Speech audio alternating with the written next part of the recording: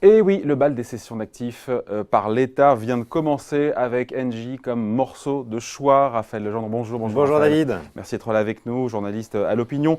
On savait bien qu'en septembre, ça avait été annoncé des cessions de participation dans des entreprises françaises seraient lancées. Bruno Le Maire l'avait annoncé à plusieurs reprises. C'est vrai que ça commence rapidement. On avait dit septembre, là on est vraiment au tout début. Oui, c'est effectivement assez rapide. Alors c'était annoncé, c'est pas une très grande surprise. C'est le calendrier. C'est le calendrier. Emmanuel Macron, on le sait, c'est quand même un ancien banquier d'affaires, souhaitait faire respirer, comme on dit, le portefeuille de participation de l'État. Alors effectivement, il y a un effet un petit peu de souffle et de rapidité, puisque Bruno Le Maire, il y a quelques jours, annonce que ce sera des sessions pour septembre. Ça y est, c'est fait. On a la première, c'est Engie. Alors pourquoi le choix d'Engie? En même temps, ce n'est pas non plus une surprise. Pendant la campagne, on s'en souvient, Emmanuel Macron trouvait que l'État était trop financièrement investi dans le secteur de l'énergie. Donc, ce n'est pas une surprise? Oui, et puis ce n'est pas la première session d'Engie que l'État fait. Alors, c'était sous l'ancien gouvernement, bien sûr, mais ça restait l'Agence des participations de l'État, qui est toujours dirigée par Martin Vyrial. L'Agence des participations de l'État, c'est un bureau à Bercy, assez indépendant, sous la tutelle de Bruno Le Maire, qui est en charge, comme son nom l'indique, de la gestion des participations de l'État, c'est-à-dire que vous avez le bureau transport, le bureau énergie, etc. Et ce sont ces représentants, les chefs de bureau, qui siègent notamment au conseil d'administration des entreprises publiques ou partiellement publiques dans lesquelles l'État a investi. Voilà, c'est un peu ça va être le réacteur nucléaire de ces sessions de participation. Et avec les cabinets ministériels resserrés comme l'a souhaité Emmanuel Macron, avant, dans chaque cabinet à Bercy, vous aviez un conseiller du ministre chargé des participations de l'État. Eh bien, c'est Martin Vyal aujourd'hui, le directeur de l'Agence des participations de l'État, qui conseille directement Bruno Le Maire sur ces sessions. Voilà, donc déjà une session en début d'année, on l'a dit, donc d'Engie. Et l'argent avait servi, je crois. Très mauvaise session d'ailleurs, ils ont vendu au plus bas, c'était pas terrible. Voilà, là pour le coup, le timing est bon. Juste un mot, l'État vend un bloc de titres à des investisseurs institutionnels. On dit que c'est d'abord des banques qui ont pris les titres, qui après devraient les revendre à des fonds d'investissement qui seraient intéressés. Bon, c'est pas ce qu'il y a de plus important. Les quelques chiffres, quand même, pour camper un peu le décor de cette histoire, un peu moins de 5% du capital du groupe Engie. 4,5% du capital, ils vont dégager $1,5 milliard sur un total annoncé de 10 milliards d'euros de cessions qui vont servir à financer un fonds pour l'innovation. Suite à cette cession, l'État va conserver 26% du capital d'Engie, mais reste l'actionnaire majoritaire de référence grâce à une loi qui a été placée sous Emmanuel Macron qui permet à l'État, quand il a gardé plus de 2 ans, je crois, de suite les actions, d'avoir des votes doubles, des votes préférentiels. Voilà. Et comme la loi impose à ce que l'État reste actionnaire de référence au sein des entreprises publiques, eh bien, il a 26%, mais il reste à 33% de droits de vote, je crois, au final. Bon, il y a un timing boursier, donc là, pour le coup, qui est favorable en vendant les titres Engie, puisque le titre gagne plus de 16% depuis le début de l'année. On se dit, voilà. C'était plutôt pas mal. Autant la vente de janvier était très mauvaise en termes de rendement financier, autant là, effectivement, le cours est plutôt bien monté. Alors, on sait que sur 10 milliards d'euros de privatisation, enfin de cessions prévues des participations, là, on est à 1,5 milliard d'euros.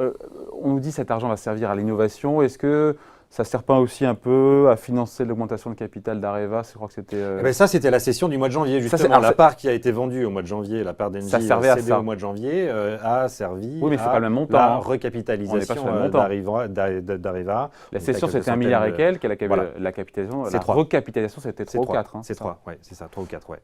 Donc, on est sûr que cet argent ira pour l'innovation et pas pour réduire un peu les déficits et pas pour recapitaliser. C'est en tout cas le discours politique qui est annoncé, c'est-à-dire que l'emballage, si je puis dire, politique de l'opération, c'est on sort de un peu la vieille économie, le gaz, la grosse industrie, pour financer l'économie de demain, l'innovation, les startups, avec ce fonds. Après, la question qu'on peut se poser, c'est est-ce qu'un énième fonds public de développement à l'innovation est-il vraiment nécessaire? BPI France fait déjà ça très bien. C'est BPI France qui devait gérer par la suite le futur fonds d'innovation de 10 milliards. Mais De nombreux fonds existent déjà au sein de la Caisse des dépôts, au sein de BPI Donc France. Pas l'argent on a déjà le commissariat général à l'investissement. On a déjà fait quelques grands emprunts de 30 milliards, puis de 10 milliards, et puis encore 10 milliards pour financer l'enseignement supérieur, le dernier, et la recherche, justement. Donc on peut s'interroger effectivement un petit peu sur l'utilité d'un énième fonds de développement à l'innovation. L'innovation, c'est très bien. On le finance beaucoup par le crédit d'impôt à la recherche en France. C'est très bien. Mais est-ce qu'un énième fonds est vraiment utile ? Je pose la question. Bon, un petit mot juste quand même des actionnaires. On est sur Boursorama, des actionnaires d'Engie. On dit souvent que quand l'État se désengage, c'est pas bon pour le titre. Quand on regarde ce matin, on est quasiment à flat. Ça ne bouge pas énormément, effectivement. Donc, il n'y a pas beaucoup de conséquences pour les actionnaires. En tout cas, à court terme. Non. Maintenant, la suite, il y a encore 8,5 milliards d'euros à trouver pour respecter les 10 milliards d'euros de cession de participation de l'État. Il y a l'embarras du choix ou pas Quand même, on sait à peu près ce qu'il y a sur la liste. C'est les mêmes noms qui circulent. Là, il y avait un trio de tête qu'on attendait déjà depuis le début de l'année. C'était Engie, c'est fait. Et on parle également depuis très longtemps d'Aéroports de Paris, l'opérateur des aéroports de Paris, ADP. Et puis également d'Orange. Sur ADP, il faut passer par une loi pour céder les sur titres. ADP, effectivement. C'est un peu plus complexe, mais il y a quand même 7 milliards d'euros, 7 milliards à récupérer si l'État, effectivement, revend ses 50 et quelques pourcents dans ADP. Avec un cours de bourse qui s'est envolé depuis plusieurs années. On est à près de 150 € maintenant. Le titre est au plus haut historique. Donc, ça serait effectivement une bonne opération pour l'État. Donc ADP, Engie, Orange ou pas est sur la liste, 23%. Orange est sur la liste, 23%. Emmanuel Macron, le président, avait dit que l'État n'avait pas vocation à rester de manière pérenne dans Orange. Et Stéphane Richard lui-même a déjà expliqué à demi-mot que l'État ne resterait pas non plus et que ça ne serait pas un problème pour lui, qu'il se contenterait tout à fait d'actionnaires privés. C'est pas un souci pour Orange, quoi. Donc on sait que ça arrivera à un moment ou à un autre. Il y a 5 milliards à récupérer potentiellement sur Orange. Et puis il y a un dossier un petit peu plus compliqué qui est celui de la Française des Jeux. C'est pas une cession de participation pour le coup. Là, on rentre et c'est le titre. Est-il en train de privatiser à tout va? Là, ça serait une vraie privatisation. Là, pour le coup, ça ne serait pas des cessions de titres, mais ce serait une vraie privatisation. On en parlait déjà au début du précédent quinquennat. Et finalement… 72% en main de l'État. Oui, finalement, Matignon a tranché en faveur du statu quo. Pourquoi ? Eh bien parce que la Française des Jeux, d'abord, ça rapporte 3 milliards d'euros par an à l'État. Et oui. C'est pas rien. Avec la vente des tickets du loto. C'est pas des dividendes. Ce sont les prélèvements sur les mises des joueurs. Mais 3 milliards d'euros. Voilà, parce que le dividende à côté, c'est 100 millions d'euros. C'est peanuts à côté. C'est beaucoup moins, mais c'est une vraie poule aux œufs d'or, la Française des Jeux. Et puis, il y a des questions aussi d'addiction au jeu, de possibilité de blanchiment d'argent aussi. Enfin, tout ça est quand même un secteur extrêmement surveillé. Et le précédent ministre du Budget, Christian Eckert, s'était plutôt opposé à cette privatisation. Il avait eu gain de cause auprès de Matignon et auprès de Manuel Valls. La Française des Jeux est restée totalement publique. C'est un sujet qui reste quand même sur la table. C'est un sujet que les banquiers d'affaires ont dans le viseur aussi, parce qu'il y a quelques fiches à se faire.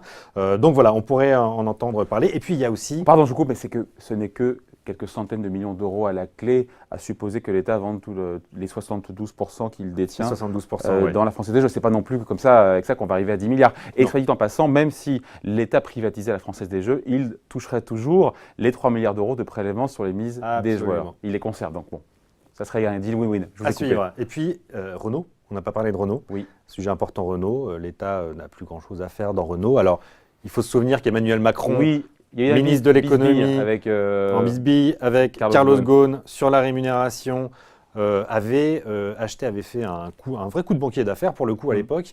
Au dernier moment, juste avant l'Assemblée Générale de Renault, avait acheté des droits de vote doubles par des pré-emprunts de titres. C'est un mécano que les banquiers d'affaires et les fonds activistes connaissent très bien.